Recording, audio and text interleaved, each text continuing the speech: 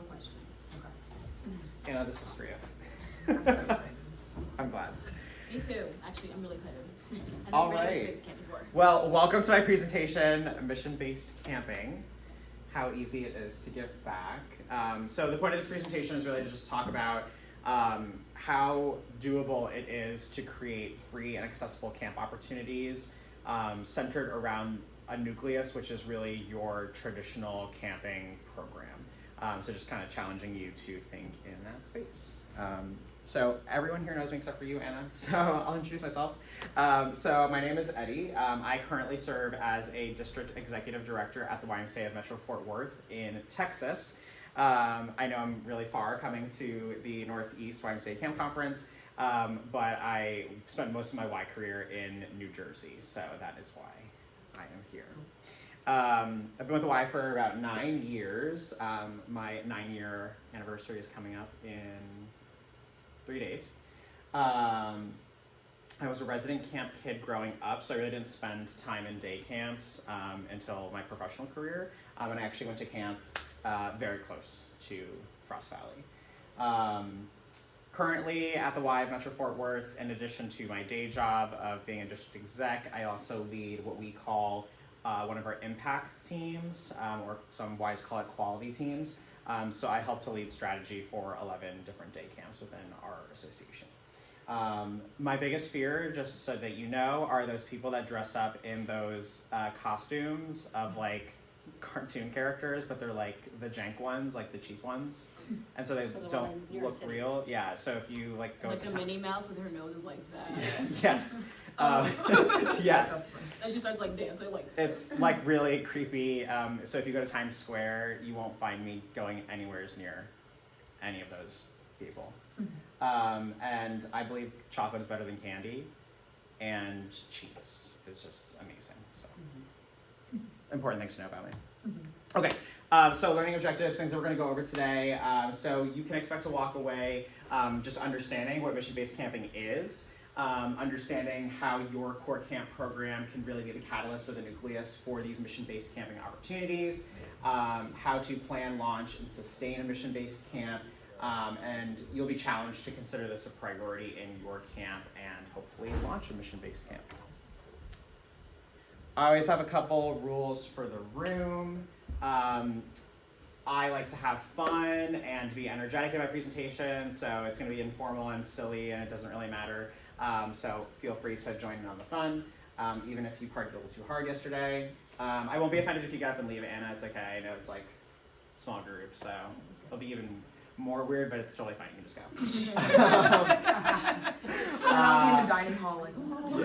Yeah. You don't ever have to see me we'll again. all know who you are now. This is my backpack. Yeah, Yes. seriously. I just want to plug just some recognition that I'm coming from my own perspectives and biases and understandings of how my experience has been lived. And so when I talk about program structures and resources and funding and opportunities, it is coming with its own level of privilege that I've been able to operate in. So I just like to make that plug whenever I'm talking about any of the camp experiences that I've had, because I know people come from a wide spectrum of opportunities and resources in their camp program. So I might talk freely about some things like, oh yeah, it's easy to do this, but it may actually not be as easily implemented where you are. So just wanted to make that known. I welcome questions. Feel free to interrupt. You don't have to raise your hand. I'm so lucky that you're here, Anna, because otherwise we wouldn't be doing this presentation. And hydrate or dihydrate. So what is mission-based camping? So really it's very plainly stated as a camp opportunity that satisfies a unique community need. So really mission-based camping could be very macro, but it could also be very micro. I also feel that it's a camp opportunity that is accessible and considers varied dimensions of diversity. So it's really meant to very specifically hone in on a community that needs additional support outside of just the traditional camp program. And then I also think in order to really make mission-based camping successful, it needs to be a camp opportunity that includes partners and outside organizations or support or expertise. I think you'd be doing mission-based camping a disservice if you tried to do it on your own. because we're not experts in everything, especially when it comes to diversity. So why would we do mission-based camping? So camps, again, umbrella, taking it on the macro lens, are uniquely positioned to be able to support children in a wide variety of needs. So as a result, being able to establish a mission-based camp really targets a need that may not be targeted by any other camp or nearby program. So just first and foremost, we have the potential and opportunity to do it. Social responsibility is one of our 3 pillars of action. So being able to utilize any type of privilege that we do have to serve the underserved is something that we are called to do through social responsibility. Obviously through camp, we develop children socially and emotionally and provide them with these life skills that they otherwise would not be able to get. And so when we think about mission-based camping, we really are providing those that would not have that opportunity to be able to get that opportunity in a space that is structured for their success and for their ability to learn in a safe space. And then of course, exposing other children in camp that maybe are going through your traditional program to diversity, equity, and inclusion is really important to their overall development as well. So now that I've told you what mission-based camping is, I'm sure you're so convinced and you're like, okay, what do I do now? I want to do this. So we're going to kind of go through over the next several slides. We'll talk about a case study of Camp Dragonfly, which I launched and Gabby actually leads now at Somerset Hills YMCA in New Jersey. So we'll use that as a case study for a time that I launched a mission-based camp, and we'll talk through like what each individual step looks like to be able to do that.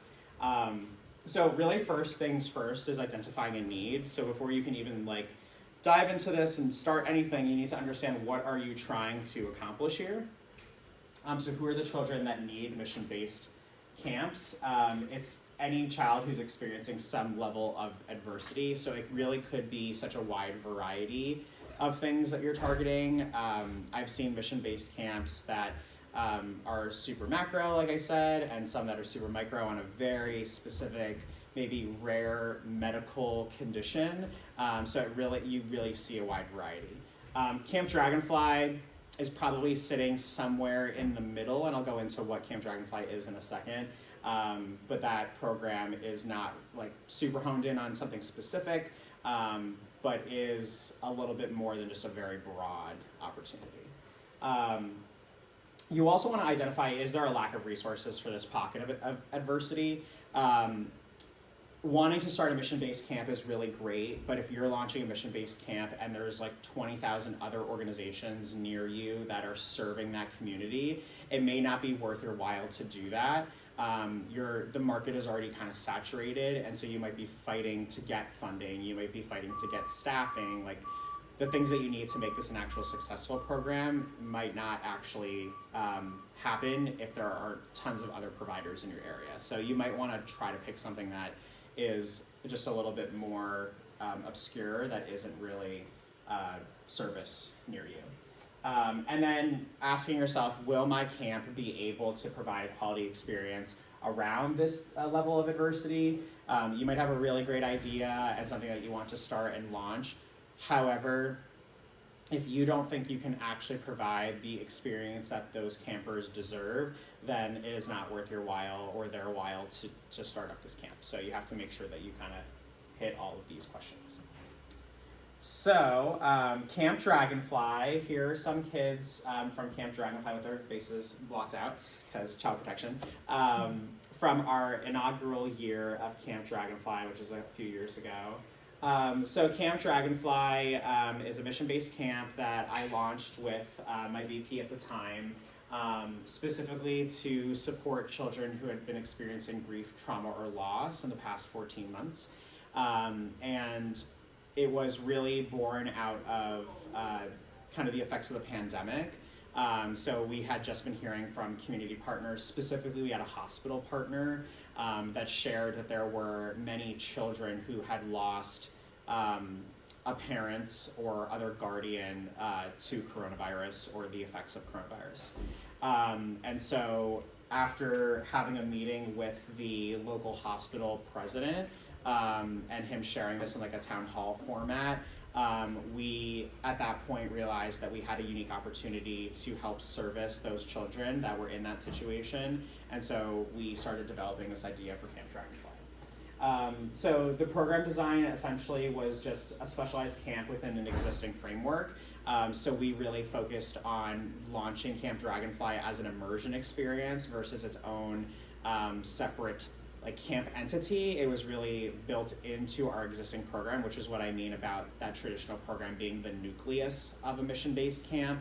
We utilized our structure, our framework, and our resources from our core program to be able to launch this extension of the program. We had many partnerships and community support. We partnered with local partners, other nonprofits. We partnered with county resources, state resources. A whole multitude of resources were available to us, which took a lot of time to curate and to make happen, but it was really wonderful.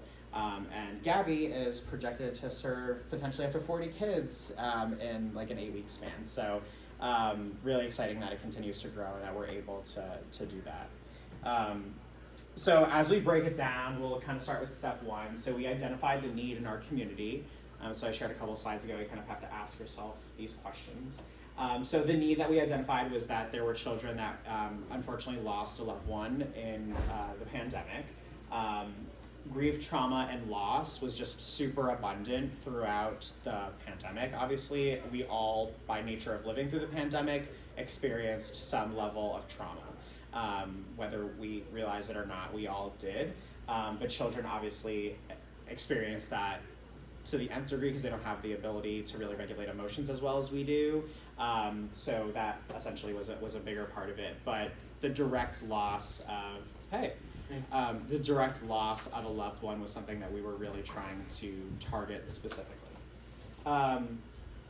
What was interesting though about Camp Dragonfly as we went along was that the inquiries that we were getting about Camp Dragonfly started to expand the reach, our initial idea of what the reach would look like. So while we had this idea of really servicing children who had lost a parent or guardian, essentially, we started getting all of these like stories of just grief, trauma, or loss that families and children had been experiencing. And so we made the decision to actually open it up to really any type of grief, trauma, or loss, regardless of what that was.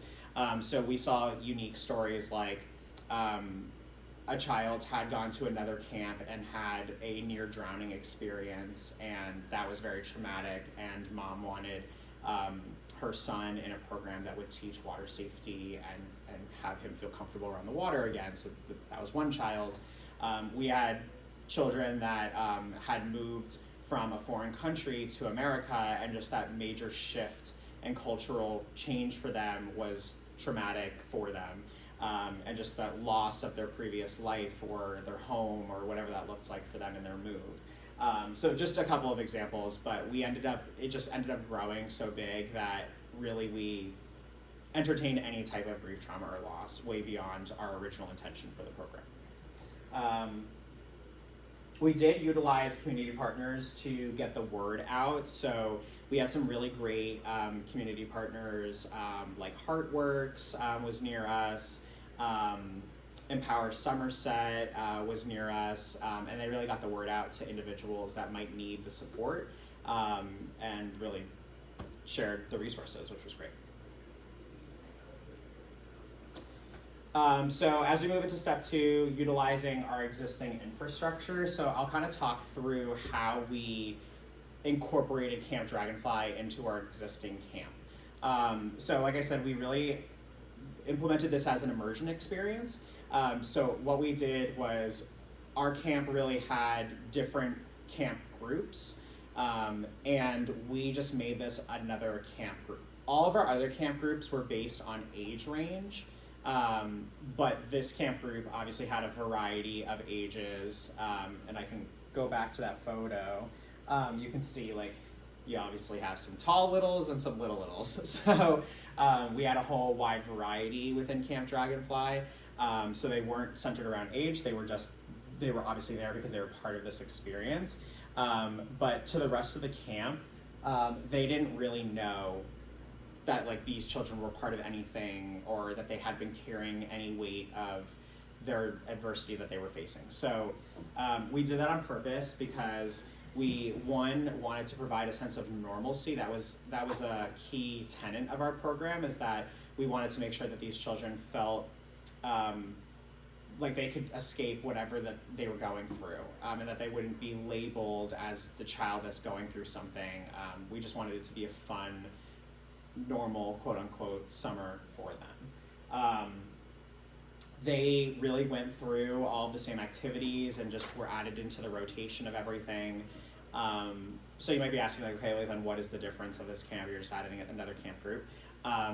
Their camp group staffing was structured specifically to be able to provide the support needed for what they were going through. So we had hired licensed social workers, art and music therapists, and some trauma-informed staff. We specifically provided training to our entire camp staff team, but we really made sure that they were experts or masters of it, if you will. So that was really the difference, is that they would be able to help navigate the day with these campers, and if there was anything that came up, any types of emotions or outbursts or just any surfacing of their trauma, that they would have staff that'd be able to help support them through that and to adjust the day as needed. So they were just additional qualifications. So then we started thinking about funding and what that looked like for us. And this is a little bit of an interesting piece, and I will plug my statement earlier about privilege into this, because this is probably where a lot of the privilege does sit. So I'm gonna just go all the way down here to the bottom one to start. Your budget may be able to just support this. That's really kind of how we started. So we had a pretty decently strong camp budget, and so I was able to really just throw this extra group and the additional staffing into our regular operating budget and just kind of eat the loss right off the bat. Like, that was the original plan. Like, if nothing else happens, we know we can at least eat this loss and it won't be that big of a deal. So that's, again, where the privilege sits, because a lot of camps probably cannot do that. Cannot afford to hire those additional staff that need to come with a much higher pay rate. I think we were paying like the licensed therapists like $30 an hour. So, you know, it was certainly higher than and different than our other camp staff. So that being said, we did utilize Camp Dragonfly to be able to secure other funding. So first things first, I'll talk about community partners. They really lent us their support, which was really nice. I mentioned Empower Somerset earlier. They actually helped fund transportation for some of the families that came to our camp. There was one family specifically that you'll actually hear a testimony from her later on in the presentation, but the only reason why she was able to send her children to the camp is because our community partner actually paid for her Ubers to and from our camp. So that was really great that we were able to get that support for one of the families. So yeah, our community partners just really like lent a lot of additional support that we otherwise wouldn't be able to cover. Grant funding. If you're thinking about doing this, share it with whoever does development within your organization. It could potentially be you, or you may have a development team. But whoever that is, share what you're doing, what the intention is behind it, because there are grants out there for literally everything. I know in this current political climate, some of that is really like up in the air, so I'll put an asterisk on that, but there are a lot of private funders that will still help support. So it might not be government funding, but there is other stuff out there.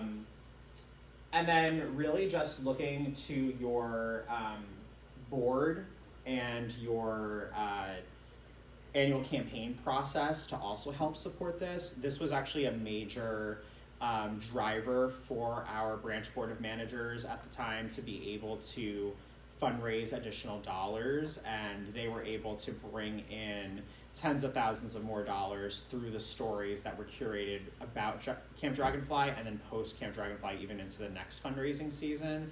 And so while those dollars didn't specifically fall into our camp budget, they did fall into the overall philanthropy budget for the association to help offset some of those operational costs. So that's just how we accounted at the time. But for some organizations, like I know my current association that I'm in, our annual campaign dollars actually hit our operational budget, so it helps to offset everything right off the bat. So every organization is different.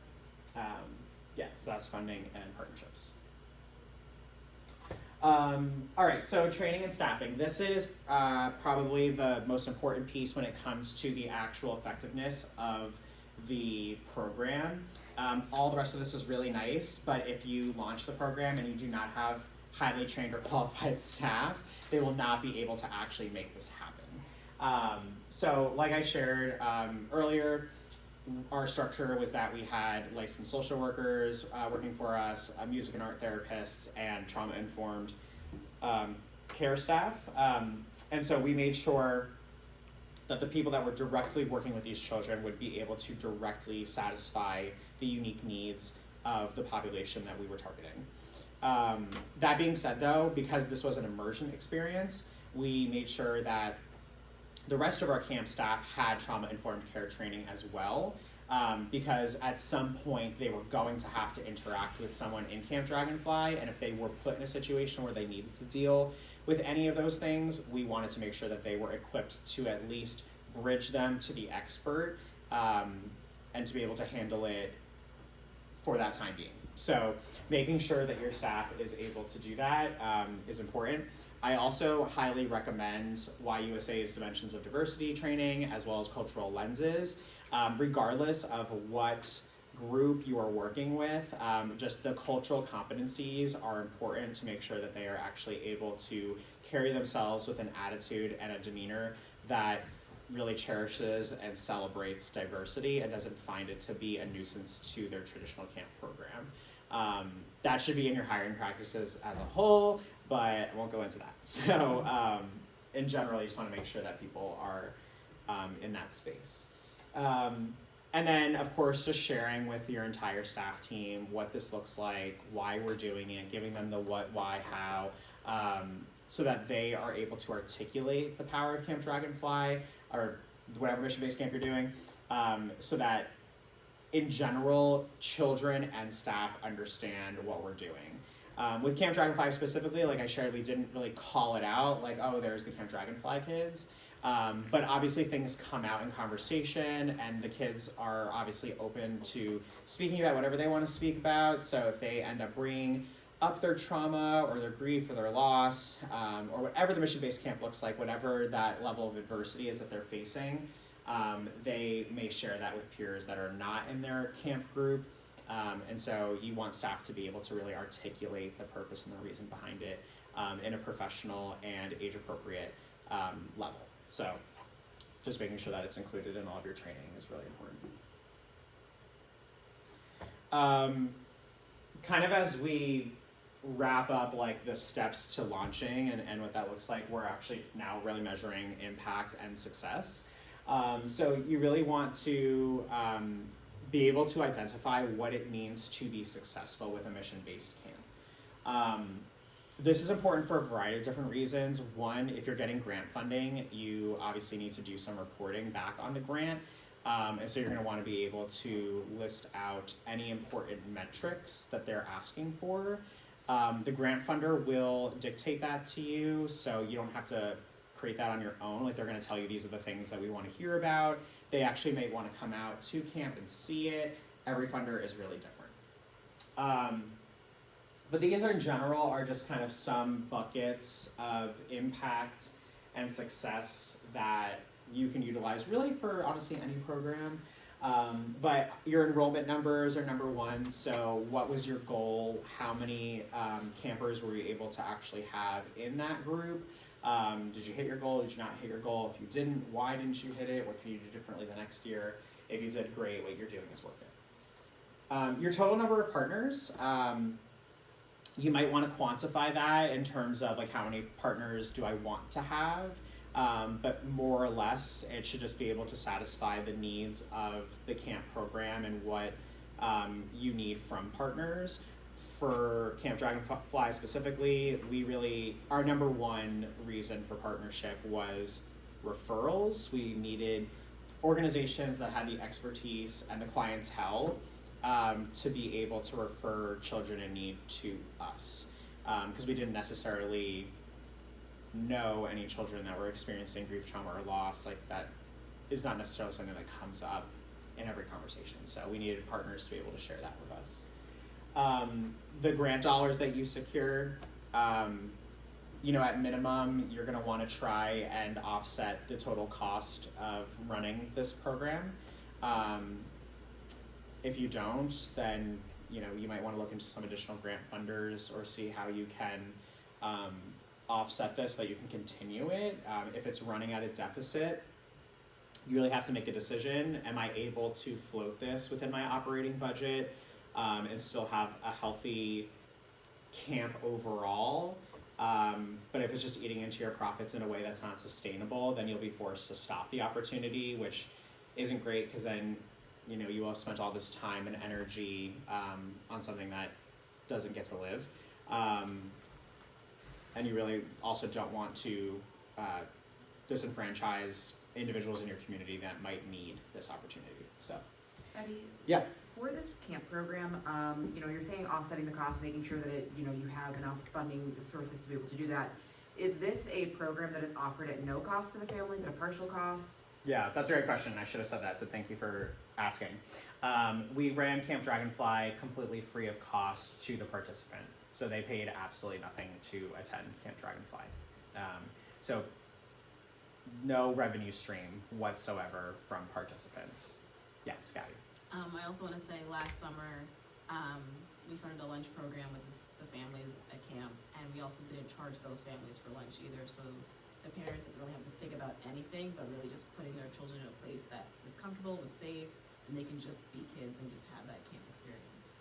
Yeah. So for every camp, it's going to look different depending on what you do.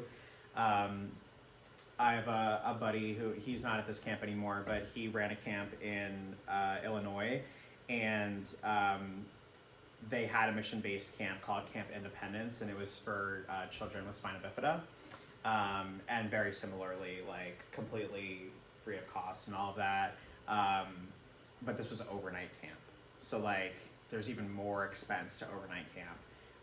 So again, total operational loss unless you're getting that additional funding to be able to make that happen. So depending on what your setup is, it's gonna change how you approach funding and offsetting operational costs. Fundraising dollars, I really don't think that there's any world where mission-based camping doesn't help to increase your annual campaign dollars raised. So I'm not talking about grants or any of those funding resources, but like just regular annual campaign dollars that are raised through whatever campaign period you run, 6-8 weeks. These are impactful stories that really speak to the WISE social responsibility mission and really illustrate why we do what we do. So it should inspire individuals to give more. So I would try to track those metrics and understand how that's impacted your fundraising success. And then of course, just from a qualitative perspective, nothing that you can quantify, just impact stories. So just like what stories are coming out of camp and how are those really just attesting to what you do and how important camp is to the world and to youth development. There are gonna be challenges and obstacles that occur when you do a mission-based camp. I think the first thing to understand is that it is unlikely that you're gonna get it right the first time. Or the second time. And what I mean by that is that give yourself some grace as you work with varied dimensions of diversity that you may not be fully versed in yourself or don't come from that lived experience. When we launched Camp Dragonfly the first time, in our inaugural year, we, although we're like all trauma informed, didn't really realize how deeply that affects like the psyche of anybody, but like especially children. And while we thought we were like setting this up the right way and like everything was going to be great, we certainly experienced like our slew of challenges, and it was difficult. Like it was just difficult, and it's easy to beat yourself up and say like I could have done better by this group, but overall it was successful, and we need to remember that. So just always try to do better, always try to educate yourself, and at the end of the day, you're providing an opportunity that otherwise wouldn't have been there. So just remember that. Some common obstacles that you're probably going to face are going to be related to these three categories: funding, staffing, and logistics. From a funding perspective, you may want to do some pre-work, is my word of advice. Like, identify the grants ahead of time or funding sources that are out there. Don't like launch or really get ready to launch and then do your research, because then if you find out there really isn't anything available, you're running this at a deficit, and that could be detrimental to your entire camp. And the last thing you want is to add to your debt, or to, in an extreme case, have to shut down camp or do something drastic, cut a position, because you launched a mission-based camp. That totally defeats the purpose. From a staffing perspective, if you, and chances are you will, need very uniquely trained and qualified staff to run a mission-based camp, you may run into an issue with staffing where you're not able to get staff that are super trained and qualified. I know that we experienced that in our inaugural year of Camp Dragonfly, where I knew like what I wanted in terms of like having a licensed social worker and having music therapist and an art therapist, but I also knew that I was asking a lot of the workforce to like give that to me, because it was very uniquely like positioned within our camp season. Like, we didn't run it for the full camp season, so I think our first year we only ran it for 2 weeks, and so it like just was unrealistic, I think, to think that I was gonna be able to find somebody to come work for us, even with this hyperinflated work or rate of pay, to be able to come work with us, that is a licensed social worker or a therapist. Like, that just is a lot to expect. And we were lucky that we were able to make it happen, but we had to make some concessions to what we originally had planned. So I really wanted like a licensed social worker who was like in practice and like had years of experience.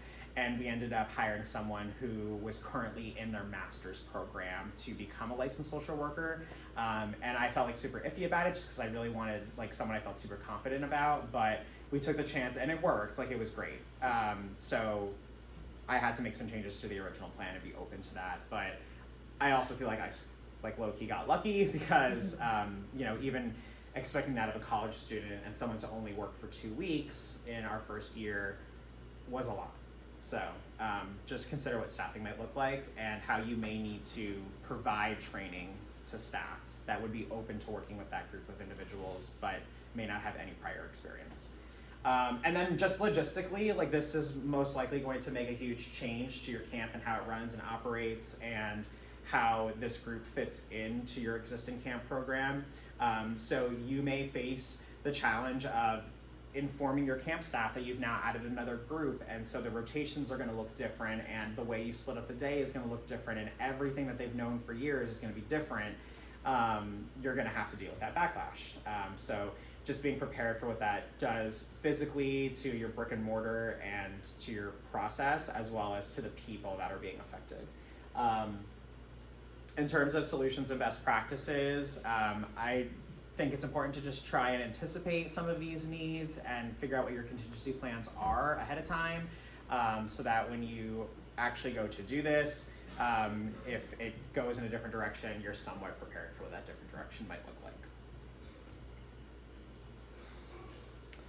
So I want to really provide a call to action, I guess to everybody in the room, but in general, let's make this happen. I think launching a mission-based camp is very doable, and it doesn't have to be something that is super big. It doesn't have to be something that is super small. It's whatever's just right for your camp and the purpose of why you want to launch a mission-based camp. Like I said, in our first year of Camp Dragonfly, we ran it for 2 weeks and we had 12 children total. So small, like wasn't super big, but it was very, very, very successful. And then it's continued to scale from there, which is great. So that's really what I mean by the small steps. Like, don't set these big lofty goals to start. Make this very palatable for yourself. You're gonna have a big impact no matter what. I've also seen some camps start with like some pilot programs. Let's say you want to start a mission-based camp for children with type 1 diabetes, but you're maybe feeling a little nervous about doing that for a full week. Maybe you're in an overnight camp and you don't feel prepared for that. Consider doing like a weekend program or a family camp or something where you can start to get acclimated with that group of individuals with the intention of later on, I'm now ready to actually launch a full-fledged camp. So just take those small steps and get there when you're ready to get there.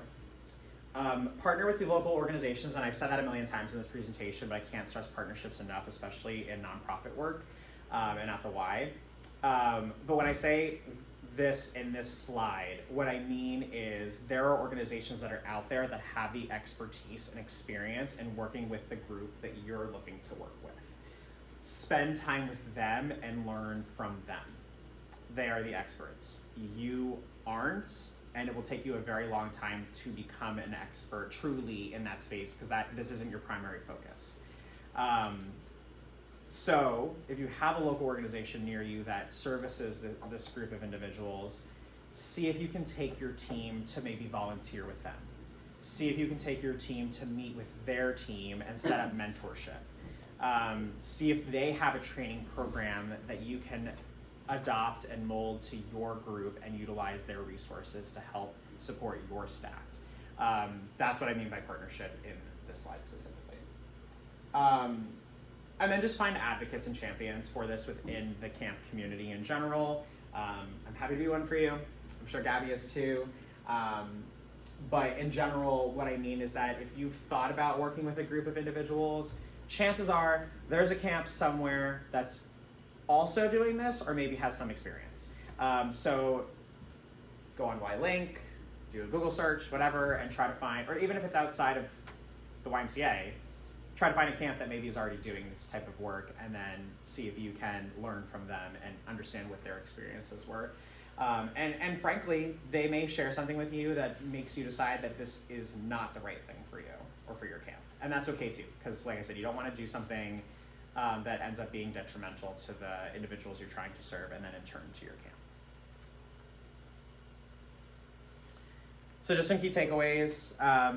Mission-based camping is very accessible and impactful within whatever means you have possible within your camp. I do believe that you can make it happen in some capacity. Your camp already has the resources to serve children in need. You're already serving children in need. It's just maybe refocusing what that need looks like if you're trying to add something in specifically.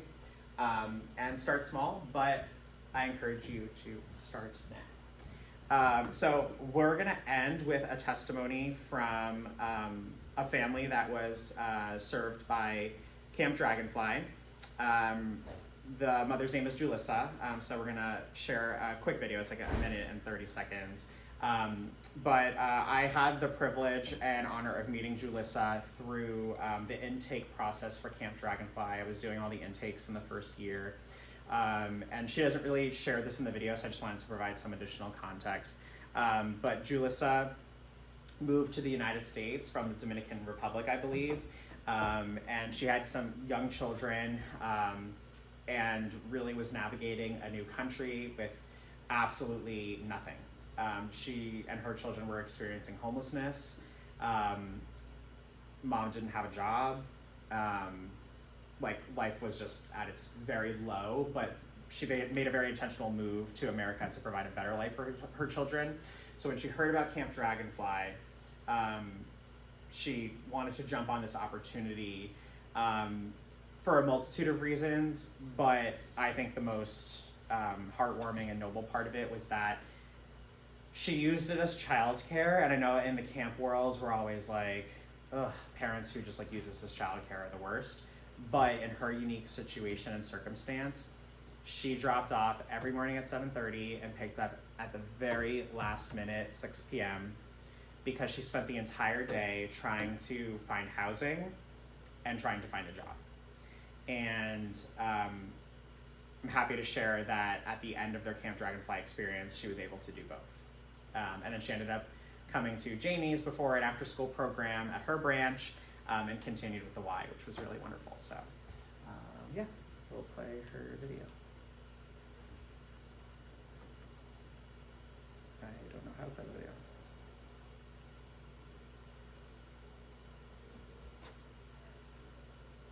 Dominican Republic to here, my biggest worry was where I was going to leave my daughters while I worked.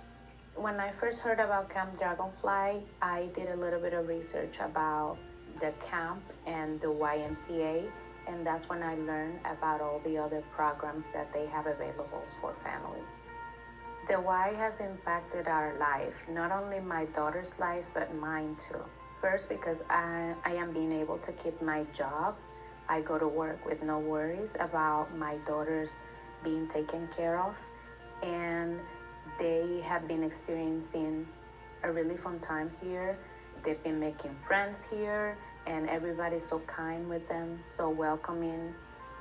If I wanted to say something to the donors, I would like to say to please continue to support the YMCA with your donations, because your donations don't just end in donations. Your donations become love, become support, they are strength to family that needs them. And that is very important to me. So the financial assistance that I receive here is actually more than that. Honestly, it's more than financial assistance. It's a blessing to me as a mother, as a person, starting a new life in a different country, but it's also a blessing to my daughters. Awesome. So that's mission-based camping.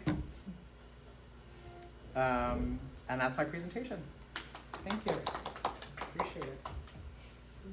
Sorry, I'm tearing up. Oh, thank I know, I you. can't watch the video